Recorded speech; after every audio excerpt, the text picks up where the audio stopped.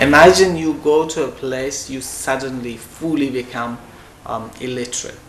So place you knew everything, the place now you know nothing. Everything you do is an objection. So it becomes a very drastic change in your life. So it's very hard to adjust to that. Abdul Ibrahimi works as a bilingual teacher at Milpira State High School in Brisbane. He was barely 12 when his mother sent him alone from Afghanistan to Australia to escape persecution as an ethnic Hazara. He spent the first 12 months of his resettlement unable to find a home.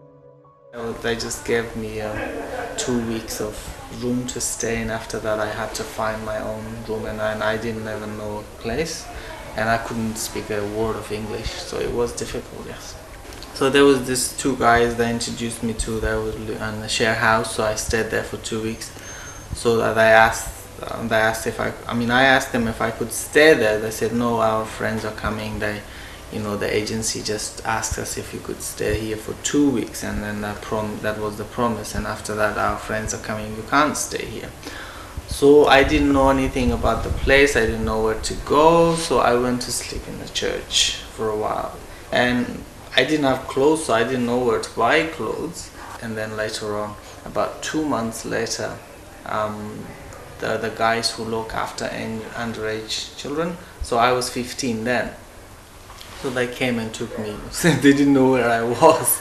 The funny part was because the address they left me expired in 2 weeks, so I had to leave. It was a very ugly experience, I must say. Bobby Whitfield is a Liberian refugee who fled to Australia 10 years ago. He is a true success story. With a Master's in Community Development, he now works as Community Development Coordinator for the Brisbane City Council. He urges the government not to overlook resettlement struggles. The environment, people are chased out of their homes, people are being persecuted based on wars and their political views and opinions, and that's led them to become refugee. And when you are a refugee, you are basically at the mercy of their host community. So when they come into the community, where there is very little comparison in terms of development and lifestyle, that alone is also a bit intimidating for a lot of people who are warming. So people erect those barriers, and it's hard for them to break through and reach the host community, the new environment. He says that access to housing is one of the key barriers to refugee resettlement.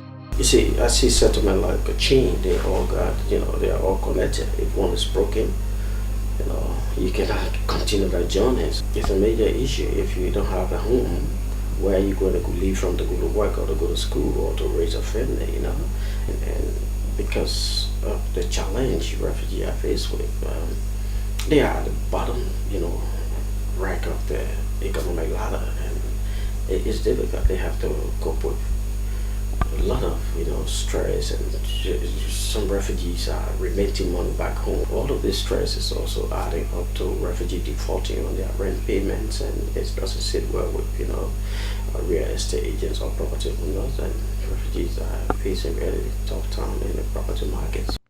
Real estate agents across Brisbane have confirmed that housing multicultural tenants is difficult. One unnamed property manager said that her agency prefers not to deal with refugees.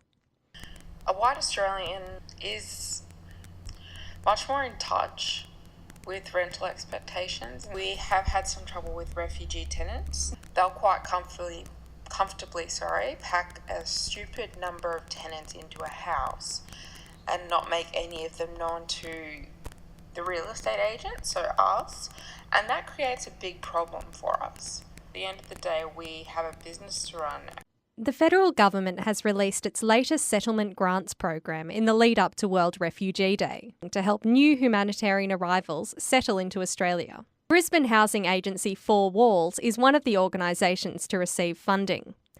Jane Power works as case manager and community education officer. I do different information sessions for different community groups based specifically on housing. So we go through how to look after a house, from the very basic things through to things that are a bit more complicated. We talk about forms, how to deal with your real estate agent.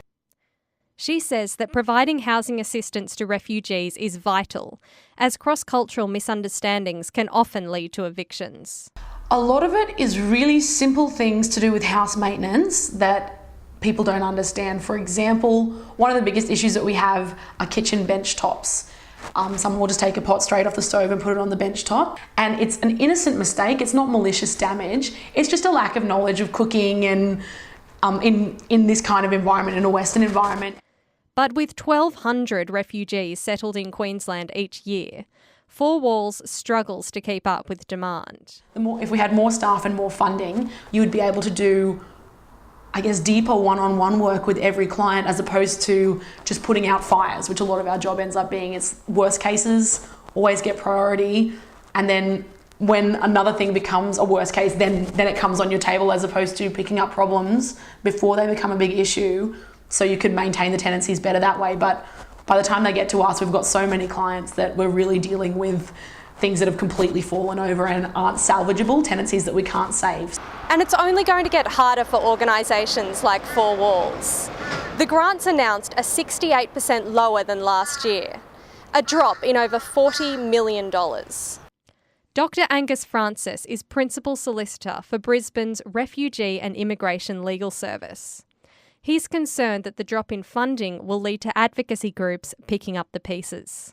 All it's done is put a greater burden on clients and a greater burden on services like our own, which are not resourced properly to do that kind of high intensity work. Abdul says that programs have improved since he arrived, but resettlement agencies often forget that refugees have left their loved ones behind. First element of them settling down emotionally and mentally is to actually hear them and say, okay, what do you need to do? For the very first thing most of the time they say is, I want to apply for my family. They should train people like CSWs to be able to help them in that with the English part, and they would feel comfortable, or they would feel supported, respected in a way, rather than being pitied. Then I think definitely our futures are way bright, because we have a very versatile community. We can make Australia such a beautiful place to live.